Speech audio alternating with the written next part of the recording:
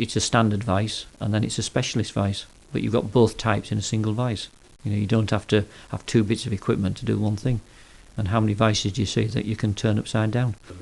I mean, a oblique repair vehicle carries a complex of tools. It obviously carries its recovery equipment, which is there purely for recovering all NATO equipment. And then it has its repair facilities, which consist of basic things like toolboxes, nuts and bolts, small amount of what we call expense items, and it carries spares. I mean, the Challenger has the capability of carrying a complete engine assembly. But obviously when you use that, you need to use something to operate it with. So we have a vice, and a vice that's made by Swindens. I've served for 23 years now, and I've used this vice for that 23 years, and I found it to be flawless in my opinion. I mean, I've used it all over the world: Canada, Germany, Iraq, Kuwait, Cyprus. It's never let me down in any kind of conditions. I mean, the fact it's got a revolving head, two different types, can hold pipe, round material, can hold flat material. I've found it very versatile and very useful in all my career. And here in the school it's used constantly because maintenance here is over-maintained because of the kind of job we do with students, and again, it's never let us down, and it is a very versatile piece of kit in conjunction with everything else we have on the vehicle.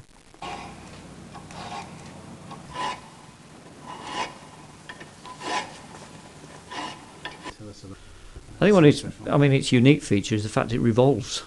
I mean, you can put one set of jaws is like a concaved, so you can put something in there circular and it'll hold it. You put something circular in a flat surface and it has the potential to slip, and it doesn't.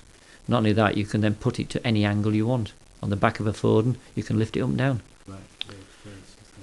Well, I served with a tank regiment and I ran the recovery. I was on tracked armour, which was Chieftain then, not Krav, and that was fitted to the same vehicle, the same vice, and used it constantly. Very dusty conditions, and it was fitted all the time. The only time it was removed was when the blade had to be used in its normal operational role.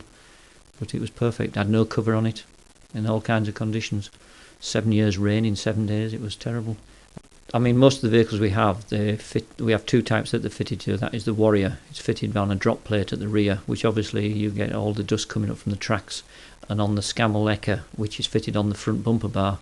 On the Foden, it's kept in a bin because where it's fitted is an operational piece of the equipment. And on Krav, again, it's on an operational piece of equipment. So again, it's picked off, best will in the world, chucked in a bin, abused, used and then abused again. And it doesn't seem to let us down ever. I've never come across one that's ever broken.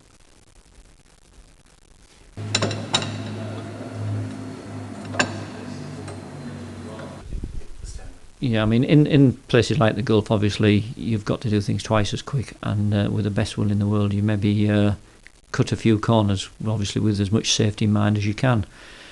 So, I mean, if you've got a piece of damaged equipment, you need to get it fixed. Well, if you've got the equipment like a good vice that you can clamp it on, sort it out and get it back in, you're obviously doing the job 10 times quicker than anybody else. And in a situation like that, it's such a piece of equipment that you can do that and then just get rid of it back in the bin and carry on with what you're supposed to be doing.